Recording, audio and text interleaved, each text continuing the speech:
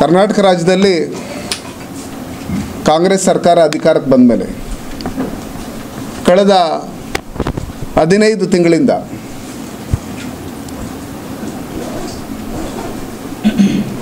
ಯಾವುದೇ ಕಾಂಗ್ರೆಸ್ ವಿರುದ್ಧವಾದಂಥ ಕಾಮೆಂಟ್ಸ್ಗೆ ಹೇಳಿಕೆಗೆ ಸೋಷಿಯಲ್ ಮೀಡಿಯಲ್ಲಿ ಯಾವುದಾದ್ರು ಹೇಳಿಕೆಗಳನ್ನು ಕೊಟ್ಟರೆ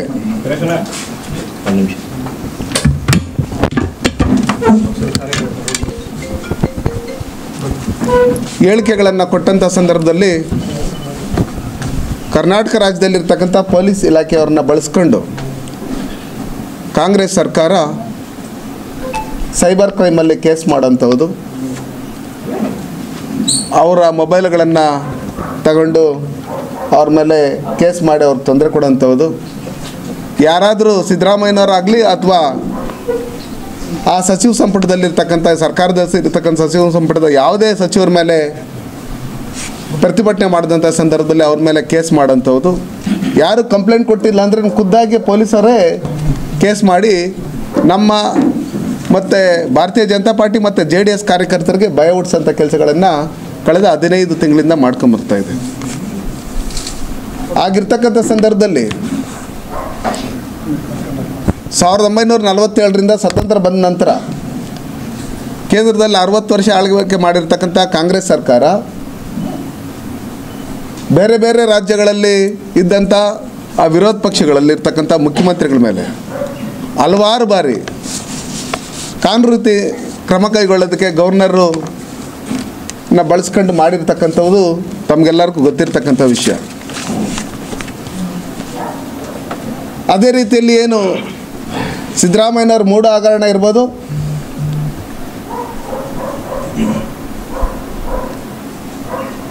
ಮತ್ತು ವಾಲ್ಮೀಕಿ ಅಭಿವೃದ್ಧಿ ಪ್ರಾಧಿಕಾರದಲ್ಲಿ ಆಗಿರ್ತಕ್ಕಂಥ ಹಗರಣ ಇರ್ಬೋದು, ಭ್ರಷ್ಟಾಚಾರ ಇರ್ಬೋದು, ಇದ್ರ ವಿರುದ್ಧವಾಗಿ ನಾವು ಮೈಸೂರಿಗೆ ಭಾರತೀಯ ಜನತಾ ಪಾರ್ಟಿ ರಾಜ್ಯಾಧ್ಯಕ್ಷರಾದಂಥ ವಿಜೇಂದ್ರ ಅವರು, ವಿರೋಧ ಪಕ್ಷ ನಾಯಕರಾದಂಥ ಅಶೋಕಣ್ಣವ್ರ ನೇತೃತ್ವದಲ್ಲಿ ನಮ್ಮ ಪಕ್ಷದ ಎಲ್ಲ ಶಾಸಕರುಗಳು, MP ಗಳು, ಎಲ್ಲ ಮುಖಂಡರುಗಳು, ಕಾರ್ಯಕರ್ತರು ಎಲ್ಲ ಒಟ್ಟಿಗೆ ಸೇರಿ ಸುಮಾರು 8 ದಿವಸ ಏನು ಪಾದಯಾತ್ರೆ ಮಾಡಿದಂಥ ಸಂದರ್ಭದಲ್ಲಿ ಇವರು 15 ತಿಂಗಳಿಂದನೂ ಸುಮ್ಮನೆ ಇದ್ದು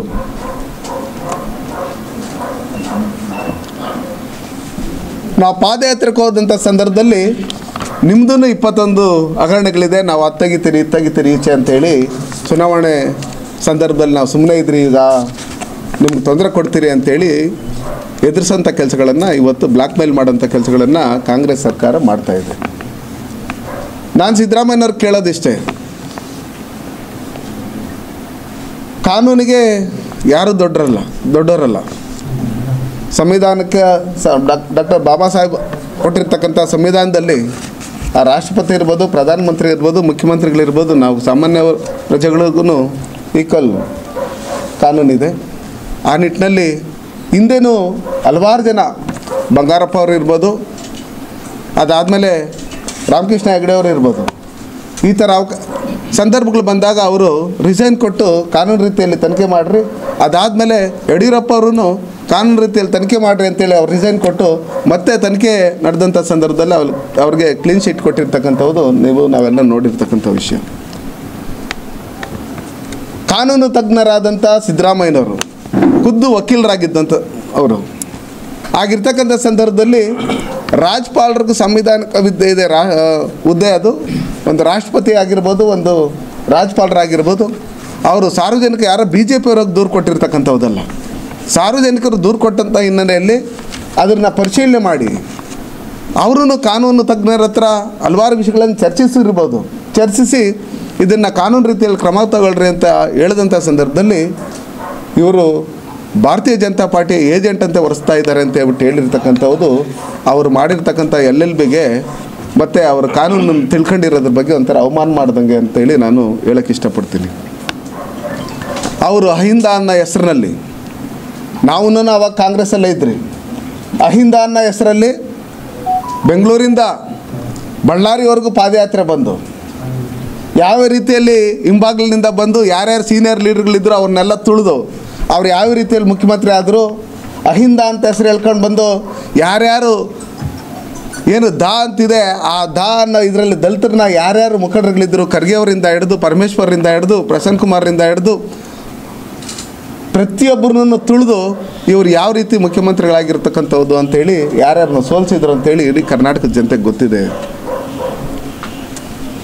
ಆಗಿರ್ತಕ್ಕಂಥ ಸಂದರ್ಭದಲ್ಲಿ ಇವತ್ತು ರಾಜ್ಯಪಾಲರ ವಿರುದ್ಧವಾಗಿ ಇಡೀ ರಾಜ್ಯದಲ್ಲಿರ್ತಕ್ಕಂಥ ಅವರ ಶಾಸಕರುಗಳನ್ನು ಮತ್ತು ಮಂತ್ರಿಗಳನ್ನು ಬಳಸ್ಕೊಂಡು ಏಕವಚನದಲ್ಲಿ ರಾಜ್ಯಪಾಲರ ವಿರುದ್ಧವಾಗಿ ಮಾತಾಡಿ ರಾಜ್ಯಪಾಲರ ಭಾವಚಿತ್ರಗಳನ್ನು ಇಟ್ಕೊಂಡು ಅವರ ಪ್ರತಿಕೃತಿ ದಹನ ಮಾಡೋಂಥದ್ದು ಮತ್ತು ಚಪ್ಪಲಿಯಲ್ಲಿ ಒಡೆಯೋಂಥದ್ದು ಇದನ್ನೆಲ್ಲ ಮಾಡ್ತಾ ಇದ್ದಂಥದ್ದು ನೋಡಿದರೆ ಕಾಂಗ್ರೆಸ್ ಅಂದರೆ ಭ್ರಷ್ಟಾಚಾರ, ಭ್ರಷ್ಟಾಚಾರ ಅಂದರೆ ಕಾಂಗ್ರೆಸ್. ಅವ್ರ ಸಂಸ್ಕೃತಿನೇ ಗೊತ್ತಿಲ್ಲ, ಈ ದೇಶದ ಸಂಸ್ಕೃತಿ ಏನು ಅನ್ನೋ ಗೊತ್ತೇ ಇಲ್ಲ. ಯಾಕಂದರೆ ಇವರು ಅಧಿಕಾರಕ್ಕೆ ಬಂದ ಮೇಲೆ ಯಾವ ರೀತಿ ಅಧಿಕಾರ ಪಡೆಯೋದಕ್ಕೋಸ್ಕರ ಗ್ಯಾರಂಟಿಗಳನ್ನು ಹೇಳಿದರು, ಮತ್ತು DG ಹಳ್ಳಿ KG ಹಳ್ಳಿಯಲ್ಲಿ ಏನು ಘಟನೆಗಳು ನಡೆದಿತ್ತು, ಆ ಘಟನೆಗಳು ನಡೆದಂಥ ಸಂದರ್ಭದಲ್ಲಿ ಪೊಲೀಸರ ಮೇಲೆ ಹಲ್ಲೆ ಆಗಿತ್ತು, ಸ್ಟೇಷನ್ ನುಗ್ಗಿ ದಾಂಧಲೆ ಮಾಡಿದರು, ಪೊಲೀಸ್ ವೆಹಿಕಲ್ಸ್ಗೆ ಬೆಂಕಿ ಇಕ್ಕಿದ್ರು, ಅವ್ರದ್ದೇ ಪಕ್ಷದ ಶಾಸಕರಾದಂಥ ಅಖಂಡ ಶ್ರೀನಿವಾಸ ಮೂರ್ತಿ ಅವ್ರ ಮನೆಗೆ ಬೆಂಕಿ ಇಟ್ಟಿದ್ರು. ಅವ್ರ ಶಾಸಕರನ್ನು ರಕ್ಷಣೆ ಮಾಡೋಕ್ಕೆ ಇವರು ಹೋಗಿಲ್ಲ. ಅವ್ರಿಗೆ ವೋಟ್ ಬ್ಯಾಂಕ್ ಬೇಕಾಗಿತ್ತು, ಒಂದು ಕಮ್ಯುನಿಟಿ ವೋಟ್ ಬ್ಯಾಂಕ್ ಬೇಕಾಗಿದ್ದರಿಂದ ಅದನ್ನೆಲ್ಲ ಸಹಿಸ್ಕೊಂಡು ಮೊದಲಿಂದನೂ ದಲಿತರಂದರೆ ಕಾಂಗ್ರೆಸ್ಸರಿಗೆ ನೆಹರುವಿಂದ ಹಿಡಿದು ಇಂದಿರಾ ಗಾಂಧಿಯಿಂದ ಹಿಡಿದು ಬಾಬಾ ಸಾಹೇಬ್ ಅಂಬೇಡ್ಕರ್ ಚುನಾವಣೆಗೆ ನಿಂತಂಥ ಸಂದರ್ಭದಲ್ಲಿ 2 ಬಾರಿ ಚುನಾವಣಾ ಪ್ರಚಾರಕ್ಕೆ ಹೋಗಿ ಅಂಬೇಡ್ಕರ್ನ ಸೋಲಿಸಿದಂಥ ಖಳನಾಯಕರು ನೆಹರೂರವರು. ಇವತ್ತು ಅಂಬೇಡ್ಕರ್ ಬಗ್ಗೆ ಜಮೀರ್ ಅಹ್ಮದ್ ಅವರು ಡಿಸ್ಟಿಕ್ ಉಸ್ತುವಾರಿ ಮಂತ್ರಿಗಳು ಜೈ ಭೀಮ್ ಅಂತೇಳಿ ಘೋಷಣೆ ಕೂಗ್ರಿ ಅಂತ ಹೇಳ್ತಾರೆ. ಅದು ಅವರು ಜೈ ಭೀಮ್ ಅಂತ ಹೇಳೋದಕ್ಕೆ ನಾಲಾಯಕು ಜಮೀರ್ ಅಹ್ಮದ್ ಅವರು. ಇವತ್ತು ಏನು ರಾಜ್ಯಪಾಲರ ವಿರುದ್ಧವಾಗಿ ಇವರು ಅವಹೇಳನಕಾರಿಯಾಗಿ ಹೇಳಿಕೆಗಳನ್ನು ಹೇಳ್ತಾ ಇದ್ದಾರೆ, ಮಾತಾಡ್ತಾ ಇದ್ದಾರೆ, ಇದು ಅವ್ರಿಗೆ ಶೋಭೆ ತರಂಥದ್ದಲ್ಲ. ನಾವು ಸಿದ್ದರಾಮಯ್ಯನವ್ರಿಗೆ ಹೇಳೋದಿಷ್ಟೇ, ನೀವು ತಪ್ಪು ಮಾಡೇ ಇಲ್ಲ ಅಂದರೆ ಇವತ್ತೇನು ಕಾನೂನು ರೀತಿಯಲ್ಲಿ ನಿಮ್ಮ ವಕೀಲರಿದ್ದಾರೆ, ಡೆಲ್ಲಿಯಿಂದನೂ ಕರ್ಸ್ಕೊಂಡಿದ್ದೀರಿ ಕಪಿಲ್ ಸಿಬಲ್ನ, ಇನ್ನೊಬ್ರು ಮತ್ತೊಬ್ರನ್ನೆಲ್ಲರೂ ಕೋರ್ಟ್ಗೆ ಹೋಗಿ ಅಲ್ಲಿ ಕ್ಲೀನ್ ಶೀಟ್ ಆಗಿದ್ದಾದ್ಮೇಲೆ ಮತ್ತೆ ಬನ್ನಿ, ಅದುವರೆಗೂ ನೀವು ರಿಸೈನ್ ಕೊಡಿ ಅಂತೇಳಿ ಈ ಮೂಲಕ ನಾನು ಒತ್ತಾಯ ಮಾಡ್ತಾಯಿದ್ದೀನಿ. ಅದು ಬಿಟ್ಟು ನಾನು ಡೆಲ್ಲಿಗೆ ಹೋಗ್ತೀನಿ, ನಿಮ್ಮ ಅಧಿಕಾರದ ಅವಧಿಯಲ್ಲಿ ಯಾವೆಲ್ಲೆಲ್ಲ ಗವರ್ನರ್ನ ಬಳಸ್ಕೊಂಡು ಎಲ್ಲೆಲ್ಲಿ ನೀವು ಯಾವ್ಯಾವ ಥರ ಮುಖ್ಯಮಂತ್ರಿಗಳ ಮೇಲೆ ನೀವು ಕಾನೂನು ರೀತಿ ಕ್ರಮ ಕೈಗೊಳ್ಳ್ರಿ ಅಂತ ಹೇಳ್ಬಿಟ್ಟು ಹೇಳಿ ಆರ್ಡರ್ ಮಾಡಿಸಿದ್ದೀರಿ ಅಂತೇಳಿ ನಾನು ಅದು ಮಾಡ್ತೀನಿ, ಹೋರಾಟ ಮಾಡ್ತೀನಿ ಅಂತ ಹೇಳ್ಬಿಟ್ಟು ಹೇಳ್ತಾ ಇದ್ದೀರಿ. ಡೆಲ್ಲಿನಲ್ಲಿರ್ತಕ್ಕಂಥವ್ರು ಆಲಿಬಾಬಾ 40 ಸೋರ್ಸ್ ಅಂತ ಹೇಳ್ಬಿಟ್ಟು ಹೇಳಿ ಇವತ್ತೇನು INDA ಮಿತ್ರಕೂಟ ಇದೆ, ಆ ಮಿತ್ರಕೂಟದಲ್ಲಿರ್ತಕ್ಕಂಥವ್ರ ಪ್ರತಿಯೊಬ್ಬರು ಒಂದೊಂದು ಭ್ರಷ್ಟಾಚಾರದಲ್ಲಿ ತೊಲಗಿರ್ತಕ್ಕಂಥವ್ರು. ಅದು ಕನ್ನಿಮೊಳ್ಳಿ ಇರ್ಬೋದು, ಎ ರಾಜಾ ಇರ್ಬೋದು, ಬಾಲನ್ ಇರ್ಬೋದು, ಇವತ್ತು ಕೇಜ್ರಿವಾಲ್ ಇರ್ಬೋದು, ಪ್ರತಿಯೊಬ್ಬರೂ, ಮಮತಾ ಬ್ಯಾನರ್ಜಿ ಇರ್ಬೋದು, ಇವರೆಲ್ಲರೂ ಈಗಿರ್ತಕ್ಕಂಥ ಸಂದರ್ಭದಲ್ಲಿ ಕಳ್ಳರ ಹತ್ರ ಹೋಗಿ ಕಳ್ಳರಿಗೆ ನ್ಯಾಯ ಕೊಡೋ ಅನ್ನೋ ಲೆಕ್ಕಾಚಾರದಲ್ಲಿ ಕೇಳ್ದಂಗೆ ಆಗುತ್ತೆ. ಅದಕ್ಕೋಸ್ಕರ ನಾವು ಹೇಳೋದಿಷ್ಟೇ, ನೀವು ಕಾನೂನು ರೀತಿಯಲ್ಲಿ ಸುಪ್ರೀಂ ಕೋರ್ಟ್ಗಾದರೂ ಹೋಗ್ರಿ, ಎಲ್ಲಾದರೂ ಹೋಗ್ರಿ, ನೀವು ಫೈಟ್ ಮಾಡಿ. ಮೊದಲು ನೀವು ಸಂವಿಧಾನದಲ್ಲಿ ಇರ್ತಕ್ಕಂಥ ಏನು ಹಕ್ಕಿದೆ, ರಾಜ್ಯಪಾಲರಿಗೆ ಏನು ಹಕ್ಕಿದೆ, ಆ ಹಕ್ಕನ್ನು ಬಳಸ್ಕೊಂಡು ಅವ್ರೇನು ತನಿಖೆಗೆ ಆದೇಶ ಕೊಟ್ಟಿದ್ದಾರೆ, ಅವರೇನು ಗಲ್ ಶಿಕ್ಷೆಯನ್ನು ಕೊಟ್ಟಿಲ್ಲ ಸಿದ್ದರಾಮಯ್ಯನವ್ರಿಗೆ. ಆ ಶಿಕ್ಷೆ ಕೊಡೋಂಥದ್ದು ಕೋರ್ಟು. ಹಂಗಿರ್ತಕ್ಕಂಥ ಸಂದರ್ಭದಲ್ಲಿ ನೀವು ಅವ್ರ ಬಗ್ಗೆ ಈ ಥರ ಅವಹೇಳನಕಾರಿಯಾಗಿ ನೀವು ಮಾತಾಡ್ತಾ ಇದ್ದೀರಿ. ನಾವೇನಾದ್ರು ಸಿದ್ದರಾಮಯ್ಯನವ್ರ ವಿರುದ್ಧವಾಗಿ ಮಾತಾಡಿದಂಥ ಸಂದರ್ಭದಲ್ಲಿ ನೀವು ಹೇಳ್ತೀರಿ ಹಿಂದುಳಿದ ವರ್ಗದ ಸಮಾಜದವ್ರು ಒಬ್ಬರು ಮುಖ್ಯಮಂತ್ರಿ ಆದರು ಅಂತೇಳ್ಬಿಟ್ಟು ಹೇಳಿ ನೀವು ಈ ರೀತಿ ಮಾತಾಡ್ತೀರಿ ಅಂತ ಹೇಳ್ತೀರಿ. ನರೇಂದ್ರ ಮೋದಿಜಿ ಅವ್ರು ಹಿಂದುಳಿದ ವರ್ಗದವ್ರಲ್ಲ, ನರೇಂದ್ರ ಮೋದಿಯವ್ರ ಬಗ್ಗೆ ಯಾವ್ಯಾವ ಥರ ನೀವು ಮಾತಾಡಿದ್ದೀರಿ, ನೀವು ಯಾವ ಥರ ಇದು ಮಾತಾಡಿರಿ. ಈ ರಾಷ್ಟ್ರದ ರಾಷ್ಟ್ರಪತಿ ದ್ರೌಪದಿ ಮುರ್ಮು ಅವ್ರ ಬಗ್ಗೆ ಏಕವಚನದಲ್ಲಿ ಮಾತಾಡಿರ್ತಕ್ಕಂಥವ್ರು ನೀವು ಕಾಂಗ್ರೆಸ್ ಪಾರ್ಟಿಯವರು. ಡಾಕ್ಟರ್ ಬಾಬಾ ಸಾಹೇಬ್ ಅವರು ಅಂಬೇಡ್ಕರ್ ಅವ್ರು ತೀರೋದಂಥ ಸಂದರ್ಭದಲ್ಲಿ ಅವ್ರ ಕಾರಕ್ಕೆ 3 ಅಡಿ ಡೆಲ್ಲಿಯಲ್ಲಿ ಅವರು ಅಂತಿಮ ಸಂಸ್ಕಾರ ಮಾಡೋಕ್ಕೆ ಜಾಗನೂ ಕೊಡದೇ ಇರ್ತಕ್ಕಂಥವ್ರು ನೀವು. ಹಂಗಿರ್ತಕ್ಕಂಥ ಸಂದರ್ಭದಲ್ಲಿ ನೀವು ಅಧಿಕಾರಕ್ಕೆ ಬಂದ ಮೇಲೆ ಯಾರ್ಯಾರು ದೇಶ ವಿರೋಧಿ ಚಟುವಟಿಕೆಗಳನ್ನು ಮಾಡ್ತಾರೆ, ಯಾರ್ಯಾರು ಧರ್ಮದ ವಿರೋಧಿ ಚಟುವಟಿಕೆಗಳನ್ನು ಮಾಡ್ತಾರೆ, ಯಾರು ಧರ್ಮದ ವಿರುದ್ಧವಾಗಿ ಮಾತಾಡ್ತಾರೆ, ಸಂವಿಧಾನದ ವಿರುದ್ಧವಾಗಿ ಮಾತಾಡ್ತಾರೆ, ಅವ್ರ ಪರವಾಗಿ ಕಾಂಗ್ರೆಸ್ ಸರ್ಕಾರ ನಿಲ್ಲುತ್ತೆ ಅನ್ನೋಂತೇಳಿ ಇವತ್ತು ಯಾರ್ಯಾರು ದೇಶ ವಿರೋಧಿ ಚಟುವಟಿಕೆಗಳು ಮಾಡ್ತಾರೆ ಅವ್ರಿಗೆ ಗೊತ್ತಾಗಿ ಇವತ್ತು ಎಲ್ಲ ಕಡೆನೂ ದುಷ್ಕೃತ್ಯಗಳನ್ನು ಇವತ್ತು ಮಾಡ್ತಾ ಇದ್ದಾರೆ. ನಮ್ಮ ಜೊತೆಲಿ INDA ಮಿತ್ರಕೂಟ ಇದೆ ಅಂತೇಳ್ಬಿಟ್ಟು ಹೇಳಿ ಇವತ್ತು ಐವಾನ್ ಡಿಸೋಜ್ ಅವ್ರು ಹೇಳಿದ್ದಾರೆ, ಬಾಂಗ್ಲಾದೇಶದಲ್ಲಿ ಯಾವ ಥರ ಆಯಿತು ಅದೇ ರೀತಿಯಲ್ಲಿ ರಾಜ್ಯಪಾಲರನ್ನ ನಾವು ಒಳಗಡೆಯಿಂದ ಹೊರಗಡೆ ಎಳ್ಕೊಂಬಂದು ಇದು ಮಾಡಿ ನಾವು ದಾಳಿ ಮಾಡ್ತೀರಿ ಅಂತ ಹೇಳ್ತಾರೆ. ಐವಾನ್ ಡಿಸೋಜ್ ಅವರೇ, ನೀವು ಪಾಕಿಸ್ತಾನದಲ್ಲಿದ್ದೀರಾ ಇಲ್ಲ ಇಟಾಲಿಯಲ್ಲಿದ್ದೀರಾ? ಬಾಂಗ್ಲಾದೇಶದಲ್ಲಿ ಬೇರೆ ಬೇರೆ ಕಡೆ ನಡೆದಿರ್ತಕ್ಕಂಥ ಸಂದರ್ಭದಲ್ಲಿ ಅಲ್ಲಿ ಯಾರೋ ಬೇರೆ ಪ್ರಧಾನಮಂತ್ರಿ ಆಗಿದ್ದರು. ಈ ಭಾರತ ದೇಶದಲ್ಲಿ ಪ್ರಧಾನಮಂತ್ರಿ ಆಗಿರೋದು ನರೇಂದ್ರ ಮೋದಿಜಿಯವರು. ಅದು ನೀವು ತಿಳ್ಕೊಳ್ರಿ ಫಸ್ಟು. ನೀವಿರ್ತಕ್ಕಂಥದ್ದು ಈ ದೇಶದಲ್ಲಿ, ಈ ದೇಶದ ನೆಲ ಜಲ ಪ್ರತಿಯೊಂದನ್ನು ಅನುಭವಿಸಿ ನೀವು ಈ ರೀತಿ ದೇಶ ವಿರೋಧಿ ಚಟಗಳನ್ನು, ದೇಶ ವಿರೋಧಿ ಹೇಳಿಕೆಗಳನ್ನು ಕೊಡ್ತಾ ಇದ್ದೀರಿ. ಅದಕ್ಕೋಸ್ಕರ ನಾವು ನಿನ್ನೆ ಭಾರತೀಯ ಜನತಾ ಪಾರ್ಟಿ ಕಚೇರಿಯಲ್ಲಿ ಪತ್ರಿಕಾಗೋಷ್ಠಿಯನ್ನು ಮಾಡಿ ಪೊಲೀಸ್ ಮಹಾನಿರ್ದೇಶಕರಿಗೆ ನಾವು ಒಂದು ದೂರನ್ನು ಕೊಟ್ಟಿದ್ದೀರಿ. ಯಾರ್ಯಾರು ಈ ಥರ ಜಮೀರ್ ಅಹ್ಮದ್ ಇರ್ಬೋದು, ದಿನೇಶ್ ಗುಂಡೂರಾವ್ ಇರ್ಬೋದು, ಕೃಷ್ಣ ಬೈರೇಗೌಡರು ಇರ್ಬೋದು, ಐವಾನ್ ಡಿಸೋಜ್ ಅವರು ಇರ್ಬೋದು, ಈ ರೀತಿ ಚಟುವಟಿಕೆಗಳನ್ನು ಮಾಡ್ಕೊಂಡು ಇಡೀ ಕರ್ನಾಟಕ ರಾಜ್ಯದಲ್ಲಿ ಯಾರ್ಯಾರು ರಾಜ್ಯಪಾಲರ ವಿರುದ್ಧವಾಗಿ ಏಕವಚನದಲ್ಲಿ ಮತ್ತು ಅವ್ರಿಗೆ ಅವಮಾನವನ್ನು ಮಾಡೋಂಥ ರೀತಿಯಲ್ಲಿ ಅವರು ಚಪ್ಪಲಿಯಲ್ಲಿ ಹೊಡೆಯುವಂಥದ್ದು, ಆ ಪ್ರತಿಕೃತಿ ದಹನ ಮಾಡೋಂಥವ್ರು ಇವ್ರ ಮೇಲೆ ಕಾನೂನು ರೀತಿ ನೀವು ಕ್ರಮ ಕೈಗೊಳ್ಬೇಕಂತೇಳಿ ನಾವು ದೂರನ್ನು ಕೊಟ್ಟಿದ್ದೀರಿ. ಅದೇ ರೀತಿಯಲ್ಲಿ ನಾವು ಇವಾಗ ಮಾಧ್ಯಮದ ಮಿತ್ರರ ಮುಖಾಂತರ ನೀವು ನೋಡಿದ್ದೀರಿ, ನೀವೂ ಮಾಧ್ಯಮಗಳಲ್ಲಿ ಪತ್ರಿಕೆಗಳಲ್ಲಿ ನೀವು ಹಾಕಿದ್ದೀರಿ. ಮೂಢ ಹಗರಣದಲ್ಲಿ ನಮ್ಮದೇನು ಪಾತ್ರ ಇಲ್ಲ. ಮೂಢ ಹಗರಣ ವಿಷಯದಲ್ಲಿ ಬಂದಾಗ ಹಿಂದೆ ಸಿದ್ದರಾಮಯ್ಯನವರು ಏನು ಮುಖ್ಯಮಂತ್ರಿಗಳಾಗಿದ್ದರು ಅವತ್ತಿಂದನೂ ಅದ್ರ ಹಿಂದೆ ಪಿತೂರಿ ಮಾಡ್ಕೊಂಡು ಆ ಜಾಮಗ ಹೆಂಗಾದ್ರೂ ಮಾಡಿಕೊಡ್ಬೇಕನ್ನೋ ಲೆಕ್ಕಾಚಾರದಲ್ಲಿ ನೀವು ಇವತ್ತು ಮಾಡಿ ಯಾರ್ದೋ ಜಮೀನನ್ನ ಕನ್ವರ್ಷನ್ ಆಗಿ ಡೆವಲಪ್ಮೆಂಟ್ ಆಗಿರ್ತಕ್ಕಂಥ ಜಮೀನನ್ನು ಇವತ್ತು ನಿಮ್ಮ ಬಾಮೈದನ್ನ ಬಿಟ್ಟು ಯಾವ ರೀತಿಯಲ್ಲಿ ನೀವು ಇದು ಮಾಡಿದ್ದೀರಿ. ನಾನು ಕ್ಲೀನ್ ಅಂತ ಹೇಳ್ತಾ ಇದ್ದೀರಿ, ನಾನು ಒಂದೇ ಒಂದು ಕಪ್ ಚುಕ್ಕೆ ಇಲ್ಲ ಅಂತೇಳಿ. ನಿಮ್ಮ ಬಾಡಿ ಎಲ್ಲ ಫುಲ್ ಬ್ಲ್ಯಾಕೆ, ಕಾಗೆ ಥರ ಆಗೋಗ್ಬಿಟ್ಟಿದ್ದೀರಿ. ನೀವು ಪ್ರತಿಯೊಂದರಲ್ಲೂ ಭ್ರಷ್ಟಾಚಾರ. ನೀವು ಭ್ರಷ್ಟಾಚಾರನೇ, ನಿಮ್ಮ ಮಂತ್ರಿಗಳನ್ನು ಭ್ರಷ್ಟಾಚಾರ, ನಿಮ್ಮ ಶಾಸಕರುಗಳನ್ನು ಭ್ರಷ್ಟಾಚಾರದಲ್ಲಿ ತೊಡಗಿದ್ದೀರಿ. ಇವತ್ತು ಒಂದು PSI ವರ್ಗಾವಣೆ ಮಾಡಬೇಕಂದ್ರೆ 40 ಲಕ್ಷ ಕೇಳ್ತಾರೆ ನಿಮ್ಮ ಶಾಸಕರು. ಇವತ್ತು ಅವರ ಆತ್ಮಹತ್ಯೆ ಮಾಡ್ಕೊಳ್ಳೋದಕ್ಕೆ ಕಾರಣ ಆಗಿರ್ತಕ್ಕಂಥದ್ದು ಕಾಂಗ್ರೆಸ್ ಪಕ್ಷದಲ್ಲಿರ್ತಕ್ಕಂಥ ಶಾಸಕರು. ಇವತ್ತು ಚಂದ್ರಶೇಖರ್ ಏನು ವಾಲ್ಮೀಕಿ ಅಭಿವೃದ್ಧಿ ಪ್ರಾಧಿಕಾರದಲ್ಲಿ ನೀವು 187 ಕೋಟಿ ನೀವು ಹಗರಣ ಮಾಡಿದಂಥ ಸಂದರ್ಭದಲ್ಲಿ ನೀವು ಹೈದ್ರಾಬಾದು ಮತ್ತು ನಮ್ಮ ಉತ್ತರ ಕರ್ನಾಟಕ ಕಡೆ ನೀವು ಚುನಾವಣೆಗೆ ಬಳಸೋದಕ್ಕೋಸ್ಕರ ಅದನ್ನು ಬೇರೆ ಬೇರೆ ಬಾರ್ ಓನರ್ಗಳ ಹೆಸರಿಗೆ, ಜ್ಯುವೆಲರಿ ಶಾಪ್ ಓನರ್ಗಳ ಹೆಸರಿಗೆ, ಕೋಆಪ್ರೇಟಿವ್ ಸೊಸೈಟಿಗಳ ಹೆಸರಿಗೆ ಬೇರೆ ಬೇರೆಯವರ ಅಕೌಂಟ್ಗಳಿಗೆ ನೀವು ಹಾಕಿರ್ತಕ್ಕಂಥವು ಸಾಬೀತಾಗಿಲ್ವಾ? ನೀವೇ ವಿಧಾನಸಭೆ ಅಧಿವೇಶನದಲ್ಲಿ ಒಪ್ಕೊಂಡ್ರಿ, 187 ಕೋಟಿ ಅಲ್ಲ ರೀ, ಅದು ಬರೀ 89 ಕೋಟಿ ಅಂತ. ಅದನ್ನು ವಾಪಸ್ ತರ್ಸ್ಕೊತಾ ಇದ್ದೀನಿ ಅಂತ ಹೇಳ್ಬಿಟ್ಟು ಹೇಳ್ತಾ ಇದ್ದೀರಿ. ನೀವು ನಾಚಿಕೆ ಆಗ್ಬೇಕು. ನೀವು ಒಂದು ವಕೀಲರಾಗಿ ಯಾರೇ ಕಳ್ಳನು ಅಂತ ಹೇಳ್ಬಿಟ್ಟು ಹೇಳಿ ಒಂದು ಸಲ ಪೊಲೀಸರು ಅವ್ರ ಮೇಲೆ FIR ಮಾಡಿದ್ದಾದಮೇಲೆ ಅವ್ರ ಹತ್ರ ಏನೇ ಪ್ರಾಪರ್ಟಿ ರಿಕವರಿ ಮಾಡ್ಕೊಂಡ್ರೂ ಕೇಸು ನಿಮ್ಮ ಮೇಲೆ ನೀವು ಅಪರಾಧಿನೇ. ನೀವು ಕೋರ್ಟ್ಗೆ ಹೋಗಿದ್ದಾದಮೇಲೆ, ಕೋರ್ಟಲ್ಲಿ ವರ್ಷಗಳು ಕೇಸ್ ನಡೆದಿದ್ದಾದಮೇಲೆ ಅಲ್ಲಿ ನೀವು ತಪ್ಪಿತಸ್ಥರಲ್ಲ, ಅಪರಾಧಿನ ನಿರಪರಾಧಿ ಅಂತ ತೀರ್ಮಾನ ಮಾಡೋದು ಜಡ್ಜು, ನೀವಲ್ಲ. 1 ರೂಪಾಯಿ ಆಗಲಿ ಯಾವ ರೀತಿ ನೀವು ಹೈದ್ರಾಬಾದಕ್ಕೆ ಕಳಿಸಿರಿ ಲ್ಯಾಂಬೋರ್ಗಿನಿ ಕಾರು, ಅದ್ರ ಜೊತೆಯಲ್ಲಿ ಇವ್ರು ಕಟ್ಟಿದ್ದು ಕೋಟ್ಯಾಂತರ ರೂಪಾಯಿ ಬೆಲೆ ಬಾಳಂಥ ವಾಚು. ಇವತ್ತು ನಿಮ್ಮ ಸಚಿವ ಸಂಪುಟದಲ್ಲಿರ್ತಕ್ಕಂಥ ಶಾಸಕರುಗಳು, ನಿಮ್ಮ ರೈಟ್ ಹ್ಯಾಂಡು ಲೆಫ್ಟ್ ಹ್ಯಾಂಡು, ಇವರಿಗೆಲ್ಲ ನೀವು ಸುಮಾರು 4 ರಿಂದ 5 ಸಾವಿರ ಕೋಟಿ ಬೆಲೆ ಬಾಳೋಷ್ಟು ಸೈಟ್ಗಳನ್ನು ನೀವು ಹಂಚಿ 4-5 ವರ್ಷಗಳಿಂದ ಏನು ಮೂಡಲ್ಲಿ ಮೈಸೂರಲ್ಲಿ ಸೈಟ್ ಬೇಕು ಅಂತೇಳಿ ಎಲ್ಲ ಕಮ್ಯುನಿಟಿಯವರು ಅರ್ಜಿಗಳು ಹಾಕ್ಕೊಂಡಿದ್ರು. ಅವರಿಗೆಲ್ಲ ಮೋಸ ಮಾಡಿ ನೀವು ಯಾವುದೋ ಒಂದು ಹಳ್ಳಿಯಲ್ಲಿ 100 ರೂಪಾಯಿ ಬೆಲೆ ಬಾಳೋಂಥ ಜಾಗದಲ್ಲಿರ್ತಕ್ಕಂಥ ಜಮೀನನ್ನು ಅಕ್ವೈರ್ ಮಾಡ್ಕೊಂಡಿದ್ದೀರಿ ಅಂತೇಳಿ. ನಿಮ್ಮದಲ್ಲ ಅದು ಜಮೀನು, ದಲಿತರ ಜಮೀನು. ಆ ಜಮೀನು ಅಕ್ವೈರ್ ಮಾಡ್ಕೊಂಡಿದ್ರೆ ನೀವು ಬಂದು ಸದಾಶಿವನಗರದಲ್ಲಿ ನನಗೆ ಜಾಗ ಬೇಕು, ಬದಲಿ ಜಾಗ ಅಂತೇಳ್ಬಿಟ್ಟು ಹೇಳಿ 14 ಸೈಟ್ ತಗೊಂತೀರಿ. ನಾಚಿಕೆ ಆಗಲ್ವ ಸಿದ್ದರಾಮಯ್ಯನವರೇ ನಿಮಗೆ? ಅದಕ್ಕೋಸ್ಕರ ನಾನು ಕರ್ನಾಟಕ ಜನತೆ ಪರವಾಗಿ, ನೀವೇನು ಗ್ಯಾರಂಟಿಗಳ ಆಧಾರದ ಮೇಲೆ ಗೆದ್ದು ಬಂದ್ರಿ, ಇವತ್ತು ಭಾಗ್ಯಲಕ್ಷ್ಮಿ ಅಂತ ಹೇಳ್ಬಿಟ್ಟು ಹೇಳಿ ಇದು ಮಾಡಿದ್ರಿ, ಯಾವುದ್ಯಾವುದನ್ನು ಯುವನಿಧಿ ಅಂತೇಳಿ ಇದು ಮಾಡಿದ್ರಿ, ಅಕ್ಕಿ ಕೊಡ್ತೀರಿ ಅಂತ ಹೇಳಿದ್ರಿ. ಚುನಾವಣೆ ಸಂದರ್ಭದಲ್ಲಿ ಹಿಂದಿಂದೆ 3 ಸಾಲಿ ನೀವು 6,000 ದುಡ್ಡು ಹಾಕಿ ನೀವು ಚುನಾವಣೆಯಲ್ಲಿ ಗೆದ್ದು, ಅದೇನಾದ್ರು 6,000 ಹಾಕಿಲ್ಲ ಅಂದರೆ ಇನ್ನೂ 4-5 ಸೀಟ್ ನಮ್ಗೆ ಜಾಸ್ತಿ ಬಂದಿರೋದು. ಇವತ್ತು ಚುನಾವಣೆಯಲ್ಲಿ ನಿಮ್ಮ ಸರ್ಕಾರ ಬಂದಿಲ್ಲ ಅಂತೇಳ್ಬಿಟ್ಟು ನೀವು ಗ್ಯಾರಂಟಿಗಳೆಲ್ಲ ಟುಸ್ಸಾಗಿದೆ ಅಂತೇಳಿ ಇವತ್ತು KSRTC ಇರ್ಬೋದು, BMTC ಇರ್ಬೋದು, ಎಲ್ಲ ನಷ್ಟದಲ್ಲಿ ಇದಾಗ್ತಾ ಇದೆ. ನೀವು ಡೆವಲಪ್ಮೆಂಟ್ ಅನ್ನೋದು ಶೂನ್ಯ ಆಗಿದೆ. ನೀವು ಮುಖ್ಯಮಂತ್ರಿಗಳಾಗಿದ್ದಾದಮೇಲೆ ಕರ್ನಾಟಕ ರಾಜ್ಯದಲ್ಲಿ ಒಂದೇ 1 ಕಿಲೋಮೀಟ್ರನ್ನು ಟಾರ್ ರಸ್ತೆ ಮಾಡಿಲ್ಲ. ನೀವು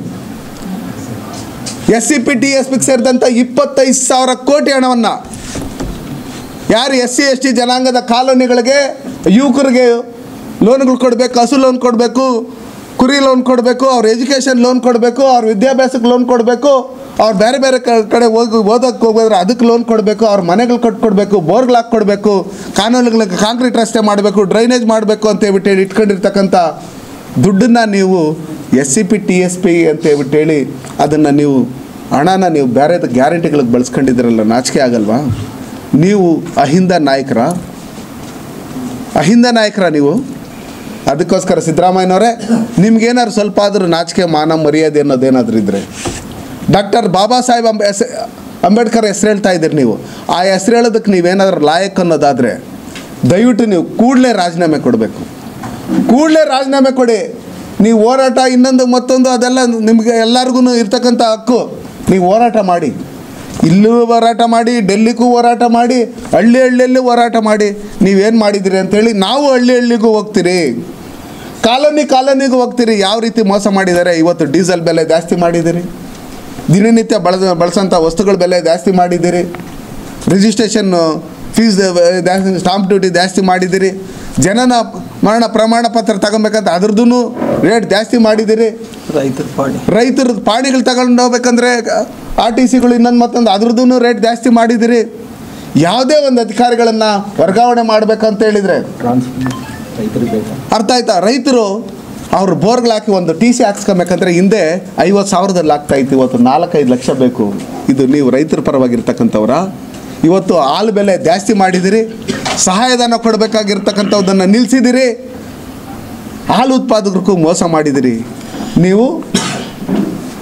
ನೀವು ಮೋಸನೇ, ನಿಮ್ಮ ಸಚಿವ ಸಂಪುಟನೂ ಮೋಸನೇ, ನಿಮ್ಮ ಶಾಸಕರೂ ಮೋಸನೇ, ನಿಮ್ಮ ಸರ್ಕಾರನೇ ಭ್ರಷ್ಟಾಚಾರದಲ್ಲಿ ತೊಡ್ಕೊಂಡಿರೋದ್ರಿಂದ ಕೂಡಲೇ ನೀವು ವಿಧಾನಸಭೆ ವಿಸರ್ಜನೆ ಮಾಡಿ, ನಾವು ಜನತೆಗೆ ಕೊಟ್ಟಿರ್ತಕ್ಕಂಥದ್ದೇನು ಗ್ಯಾರಂಟಿಗಳಿತ್ತು ಅದನ್ನು ನಾವು ಸರಿಯಾಗಿ ಕೊಡ್ತಾ ಇಲ್ಲ, ನಮ್ಮ ಕೈನಲ್ಲಿ ಸರ್ಕಾರ ಇದು ಡೆವಲಪ್ಮೆಂಟ್ ಮಾಡೋಕ್ಕಾಗ್ತಾ ಇಲ್ಲ ರಾಜ್ಯನ ಅಂತೇಳ್ಬಿಟ್ಟು ನೀವು ಹೊಣೆ ಹೊತ್ತು ಇವಾಗೇನು ನೀವು ತಪ್ಪು ಮಾಡಿರೋದನ್ನು ವಿಧಾನಸಭೆಯಲ್ಲೇ ಅಧಿವೇಶನದಲ್ಲೇ ನೀವೇ ಒಪ್ಕೊಂಡಿರೋದ್ರಿಂದ 89 ಕೋಟಿ ಅಂತೇಳಿ ಮೂಡಾಗಣದಲ್ಲೂ ನೀವು ಸಿಕ್ಕಾಕೊಂಡಿರೋದ್ರಿಂದ ಕಾಮನ್ ಪ್ರಜೆ ನಿಮ್ಮನ್ನು ಕ್ವಶನ್ ಕೇಳಿದರೆ ಅದು ಕೇಳೋಷ್ಟು ಯೋಗ್ಯತೆ ನಿಮಗಿಲ್ಲ. ಹಂಗಿರ್ತಕ್ಕಂಥ ಸಂದರ್ಭದಲ್ಲಿ ನೀವು ಕೂಡಲೇ ರಾಜೀನಾಮೆ ಕೊಡಬೇಕು. ಇವತ್ತು ನೀವು ಯಾವ ಥರ OBC ಸಮಾಜಕ್ಕೆ ಸೇರಿರ್ತಕ್ಕಂಥ ಒಂದು ವ್ಯಕ್ತಿ ಮೇಲೆ ನೀವು ಆ ಥರ ಈ ಥರ ಹೇಳ್ತಾ ಇದ್ದೀರಿ, ನೀವು ನಮ್ಮ ಮೇಲೆ ಆರೋಪ ಮಾಡ್ತಾ ಇದ್ದೀರಿ ಅಂತ ಹೇಳ್ತೀರಿ. ನಾವು ಯಾವುದೇ ಕಮ್ಯುನಿಟಿ ವಿರೋಧಿಗಳಲ್ಲ. ನಾವು ಈ ದೇಶದಲ್ಲಿ ಹಿಂದೂ, ಕ್ರೈಸ್ತರು, ಮುಸಲ್ಮಾನರು ಎಲ್ಲ ಪ್ರತಿಯೊಬ್ಬರು ನಾವೆಲ್ಲ ಈ ದೇಶದ ಪ್ರಜೆಗಳು ನಾವೆಲ್ಲ ಒಟ್ಟಾಗಿ ಜೀವನ ಮಾಡಬೇಕು. ಚುನಾವಣೆ ಬಂದಾಗ ನಾವು ಮಾಡಿರ್ತಕ್ಕಂಥ ಒಳ್ಳೆ ಕೆಲಸಗಳನ್ನು ಹೇಳ್ಕೊಂಡು ಚುನಾವಣೆ ಎದುರಿಸಬೇಕು. ಅದಾದಮೇಲೆ ಚುನಾವಣೆಯಲ್ಲಿ ಗೆದ್ದಿದ್ದಾದಮೇಲೆ ಎಲ್ಲರನ್ನೂ ಒಟ್ಟಿಗೆ ನೋಡಿ ನಾವು ರಾಜಭಾರ ಮಾಡಬೇಕು. ಅದು ಬಿಟ್ಟು ಇವತ್ತು ದ್ವೇಷದ ರಾಜಕಾರಣ ಮಾಡಿಕೊಂಡು ಪ್ರತಿಯೊಂದು ಇಲಾಖೆಯಲ್ಲೂ ನೀವು ಭ್ರಷ್ಟಾಚಾರದಲ್ಲಿ ಇದು ಮಾಡಿ 1 ವರ್ಷ ಆಗೋಕ್ಕಿಲ್ಲ ಇದು ಮಾಡ್ತೀರಿ, ವರ್ಗಾವಣೆ ಮಾಡ್ತೀರಿ. ಪ್ರತಿಯೊಂದಕ್ಕೂ 5 ಲಕ್ಷ, 10 ಲಕ್ಷ, 15 ಲಕ್ಷ, 20 ಲಕ್ಷ, AC-ಗೆ 50 ಲಕ್ಷ, DC-ಗೆ 3 ಕೋಟಿ, SB-ಗೆ 1 ಕೋಟಿ, 2 ಕೋಟಿ, ಈ ಲೆಕ್ಕಾಚಾರದಲ್ಲಿ ಎಲ್ಲ ಅಧಿಕಾರಿಗಳಿಗೂ ನೀವು ರೇಟ್ ಫಿಕ್ಸ್ ಮಾಡಿ ಬಿಟ್ಬಿಟ್ರೆ ಅವ್ರು ಜನಗಳ ಪರವಾಗಿ ಎಲ್ಲಿ ಕೆಲಸ ಮಾಡ್ತಾರೆ? ನಿಮ್ಗೆ ಕೊಡೋಂಥ ದುಡ್ಡುಗಳು 1 ವರ್ಷ ಆದಮೇಲೆ ಟ್ರಾನ್ಸ್ಫರ್ ಮಾಡ್ತಾರೆ ಅಂತೇಳಿ ಅದಕ್ಕೆ ದುಡ್ಡು ಅವಣಿಸ್ಕೊಳ್ಳೋದ್ರಲ್ಲೇ ಇದ್ದೋತಾರೆ. ಅವ್ರು ಯಾರ ಹತ್ರ ಹೋಗ್ತಾರೆ? ಜನಸಾಮಾನ್ಯರ ಜೋಪಿಗೆ ಕೈ ಹಾಕ್ತಾರೆ. ನಮ್ಮಲ್ಲಿ ಏನೇನಾಗಿದೆ ಹೊಸದೇನು ಹೇಳ್ತಾರೆ, ಈಗೇನು ನಡೀತಾ ಇದೆ ಅದನ್ನು ಹೇಳಿದಿರಿ ಸರ್. ಅಲ್ಲ, ಟ್ರಾನ್ಸ್ಫರ್ ಅಂತಂದೆ ಅಲ್ಲ, ನಾವೇನು ಸಿದ್ದರಾಮಯ್ಯನವ್ರ ಮಗಂತಾರ ಅಪ್ಪಯ್ಯ ನಾನು ಹೇಳಿದ್ದು 5, 6 ಅಲ್ಲ ಅನ್ನೋ ಲೆಕ್ಕಾಚಾರದಲ್ಲಿ ನಾವೇನು ಇದು ಮಾಡಿಲ್ಲ. ಅರ್ಥ ಆಯ್ತಾ? ಅಂದ್ರೆ ಬಿಟ್ಬಿಡ್ಬೇಕು ಸಿದ್ದರಾಮಯ್ಯನವ್ರನ್ನ, ಅಂದ್ರೆ ಸಿದ್ದರಾಮಯ್ಯನವ್ರು ಬಿಟ್ಬಿಡ್ಬೇಕು. ಚಂದ್ರಶೇಖರ್ ಆದ್ರೂ ಸೂಸೈಡ್ ಮಾಡ್ಕೊಳ್ಳಿ, ನಮ್ಮ PSI ಆದ್ರೂ ಸೂಸೈಡ್ ಮಾಡ್ಕೊಳ್ಳಿ, ಯಾರಾದರೂ ಸೂಸೈಡ್ ಮಾಡ್ಕೊಳ್ಳಿ. ಇವತ್ತು ಹೆಣ್ಮಕ್ಳಿಗೆ ರಕ್ಷಣೆ ಇಲ್ಲ. ಪ್ರತಿಯೊಂದರಲ್ಲೂ ಭ್ರಷ್ಟಾಚಾರನ ತುಂಬಿ ತುಳುಕ್ತಾ ಇದ್ದಾಗ ನಾವೇನಾದ್ರು ತಪ್ಪು ಮಾಡಿದ್ರೆ ಅವತ್ತೇನು ವಿರೋಧ ಪಕ್ಷದವ್ರು ಏನು ಮಣ್ಣು ತಿಂತಾ ಇದ್ರ? ಅಲ್ಲ ಸರ್, ನೀವು ಮೂಡಾಗರಣದ ಬಗ್ಗೆ ಹೇಳ್ತೀರಿ. ಮೂಡಾಗರಣದ ನೀವು ಜಾಹೀರಾತು ಕೊಟ್ಟರೆ ಪಕ್ಕದಲ್ಲಿ ಇಟ್ಕೊಂಡು ಪ್ರಚಾರ ಮಾಡ್ತೀರಲ್ಲ, ಇದ್ಯಾವ ನ್ಯಾಯ? ಮೂಡಾಗರಣದ ಬಗ್ಗೆ ಪ್ರೊಟೆಸ್ಟ್ ಮಾಡ್ತೀರಿ, ಮೂಡಾಗರಣದ ಬಗ್ಗೆ ನೀವೇ ಜಾಹೀರಾತು ಕೊಟ್ಟಂತ ದೊಡ್ಡ ನಾಯಕರನ್ನ ಜೊತೆಗೆ ಇಟ್ಕೊಂಡು ಪ್ರೊಟೆಸ್ಟ್ ಮಾಡ್ತಿರಲ್ಲ, ಅಂತ ಮೂಡಾಗರಣದ ವಿರುದ್ಧನೇ. ಮೂಡ ಹಗರಣದಲ್ಲಿ ಜಾಹೀರಾತು ಯಾರ್ಯಾರು ಕೊಟ್ಟಿದ್ದಾರೆ ಏನು ಎತ್ತ ಅನ್ನೋ ಲೆಕ್ಕಾಚಾರದಲ್ಲಿ ಒಂದು ನಿಮಿಷ ಹೇಳ್ತೀನಿ ಕೇಳಿ. ನಮ್ಮ ಪಾರ್ಟಿ ಅಧಿಕಾರದಲ್ಲಿದ್ದಾಗ ಅಲರ್ಟ್ ಆಗಿರೋದಲ್ಲ ಅದು ನಮ್ಮಲ್ಲಿ. ಅದಕ್ಕೆ ಏನೇನು ಮಾಡಿದ್ದಾರೆ, ವೈಟ್ನರ್ ಹಾಕಿ ಏನೇನು ತಿಂದಿದ್ದಾರೆ ಅರ್ಥ ಆಯ್ತು. ನಿಮ್ಮ ಪಾರ್ಟಿ ಅಧ್ಯಕ್ಷ ಇದ್ದಾಗ ಯಾವಾಗಲೂ ಅದೇ ಆಗತ್ತೆ ಅಂತ. ಯಾವ್ದು? ನಮ್ಮ ಪಾರ್ಟಿ ನಾವು ಅಧಿಕಾರದಾಗ ಇದ್ದಾಗ ಆಗಿಲ್ಲ. ನಾವ್ ಹೇಳೋದಿಷ್ಟೇ, ಸಿದ್ದರಾಮಯ್ಯನವ್ರು ಬಾಯಿ ಬಿಟ್ರೆ ಸುಳ್ಳು. ಅರ್ಥ ಆಯ್ತಾ? ನಾವು ಸತ್ಯನೇ ಹೇಳೋದು.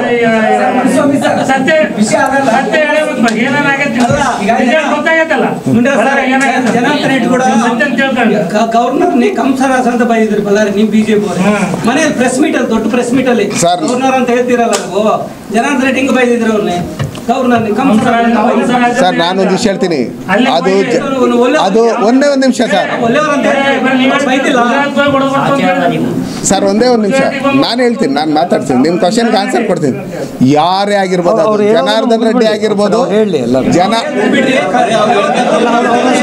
ನಾನು ಮಾತಾಡ್ತೀನಿ ಸರ್, ನಾನು ಮಾತಾಡ್ತೀನಿ ಸರ್. ಒಂದೇ ಒಂದು ನಿಮಿಷ ಸರ್. ಜನಾರ್ದನ್ ರೆಡ್ಡಿ ಆಗಿರ್ಬೋದು, ಇಲ್ಲ ನಾನಾಗಿರ್ಬೋದು, ಇಲ್ಲ ಇನ್ನೊಬ್ರಾಗಿರ್ಬೋದು, ಯಾರೇ ಗವರ್ನರ್ ವಿರುದ್ಧವಾಗಲಿ ರಾಷ್ಟ್ರಪತಿಯವರ ವಿರುದ್ಧವಾಗಲಿ ಅವೇಳ್ಕರವಾಗಿ ಮಾತಾಡಿದ್ರೆ ತಪ್ಪೇ ಅದು. ನಾನೇನು ಸರಿ ಅಂತ ಹೇಳ್ಬಿಟ್ಟು ಏನು ಹೇಳ್ತಾ ಇಲ್ಲ. ಈಗ ಏನು ಮಾತಾಡಿಲ್ಲ ಅಂತ ಹೇಳಿದ್ರು. ಅರ್ಥ ಆಯ್ತಾ? ಅರ್ಥ ಆಯ್ತಾ? ಇದು ಮಾಡ್ಕೊಂಡು ನಾನೊಂದು ವಿಷಯ ಹೇಳ್ತೀನಿ ಕೇಳಿ. ನಮ್ಮಲ್ಲಿ ಯಾರ್ಯಾರು ಯಾವಾಗ ಇದ್ರು, ಯಾವಾಗ ಬಂದರು, ಯಾವಾಗ ಹೋದ್ರು, ಏನು ಎತ್ತ ಅನ್ನೋ ಲೆಕ್ಕಾಚಾರ ನಮ್ಮಲ್ಲೂ ಇದೆ.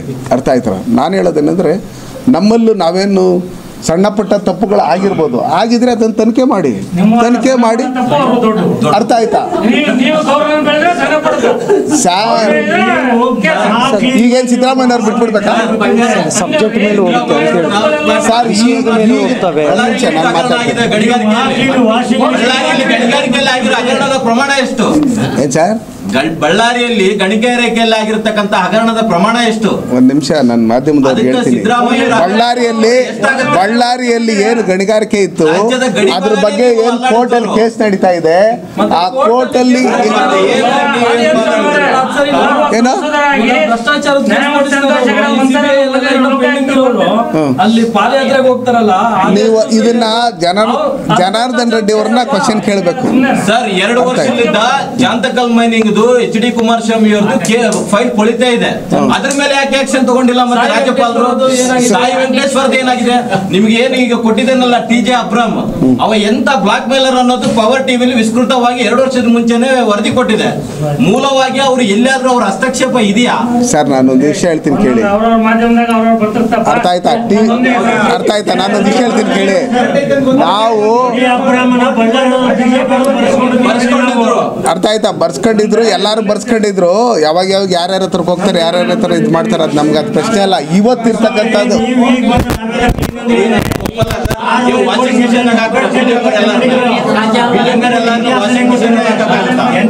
ಇತಿಹಾಸದ ಕಸದ ಬುಟ್ಟಿಗೆ ಎಸೆದು ಉದಾಹರಣೆ ಕರ್ನಾಟಕದಲ್ಲಿ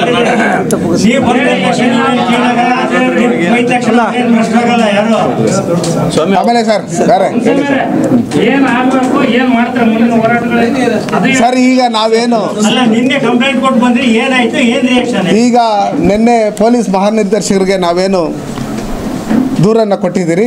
ದೂರನ್ನು ಕೊಟ್ಟಂಥ ಸಂದರ್ಭದಲ್ಲಿ ಇದ್ರ ಬಗ್ಗೆ ಪರಿಶೀಲನೆ ಮಾಡಿ ಕಾನೂನು ರೀತಿಯಲ್ಲಿ ಕ್ರಮ ತಗೊತೀನಿ ಅಂತ ಹೇಳ್ಬಿಟ್ಟು ಹೇಳಿದ್ದಾರೆ. ಒಂದು ವೇಳೆ ಕ್ರಮ ತಗೊಂಡಿಲ್ಲ ಅಂದರೆ ಪೊಲೀಸ್ ಇಲಾಖೆ ಬಗ್ಗೆ ನಮ್ಗೆ ಗೌರವ ಇದೆ.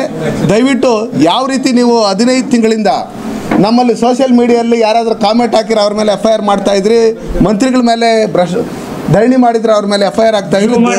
ಬಿಜೆಪಿ ಸರ್ಕಾರದಲ್ಲಿ ನೋಡ್ಲಿಲ್ವಾ ನಾವು? ನೋಡಿದ್ದೀರಿ ಸರ್, ನೀವು ನಿಮ್ಮ ಸೀನಿಯರ್ ಅಲ್ಲ ಸರ್. ನಾವು ಈ ಥರ ದುರುಪಯೋಗ ಪಡಿಸ್ಕೊಂಡಿಲ್ಲ ಸರ್. ಸರ್ ಈ ಥರ ಏನು ನಾವು ಏನು ದುರುಪಯೋಗ ಪಡಿಸ್ಕೊಂಡಿಲ್ಲ ಸರ್. ಈ ಥರ ನಾವೇನು ದುರುಪಯೋಗ ಮಾಡಿಸ್ಕೊಟ್ಟಿಲ್ಲ ಸರ್. ವರದಿ ಕೊಟ್ಟಿದೆ. 1.5 ತಿಂಗಳ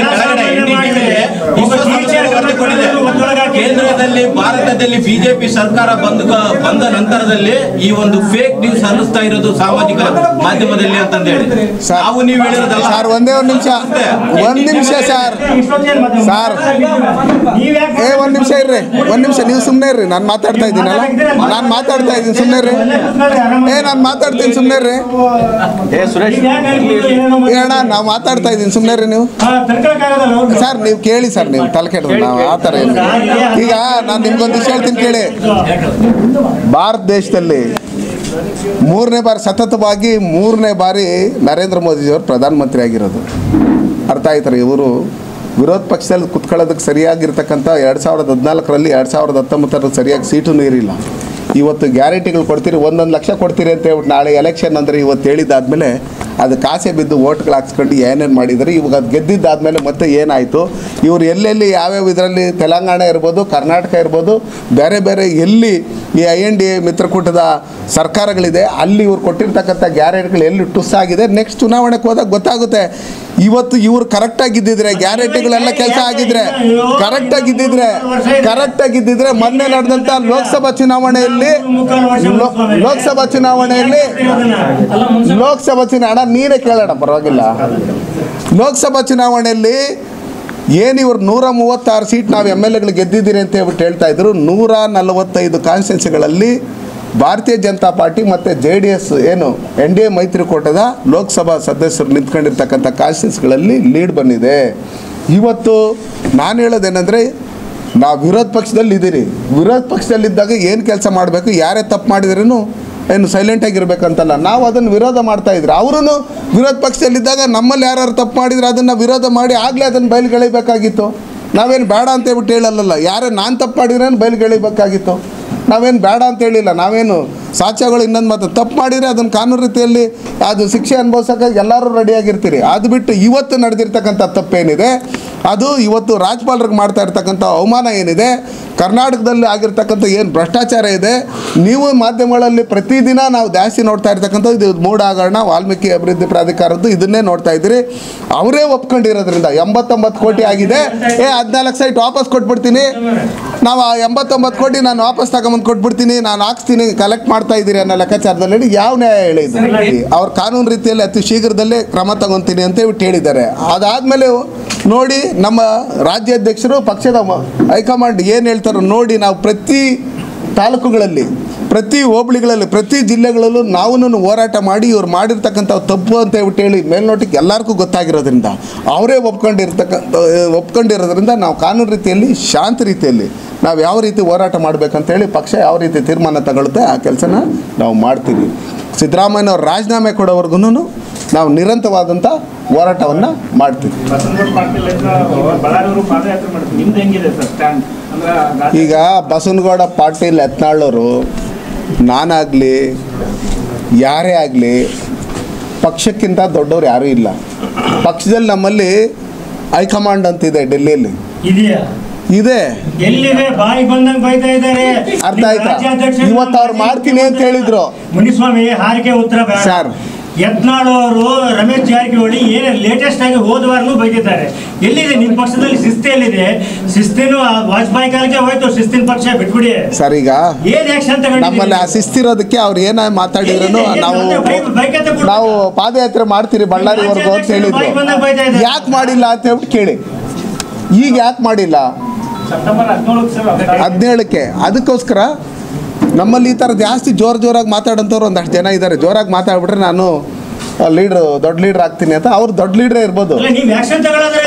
ಅದಕ್ಕೆ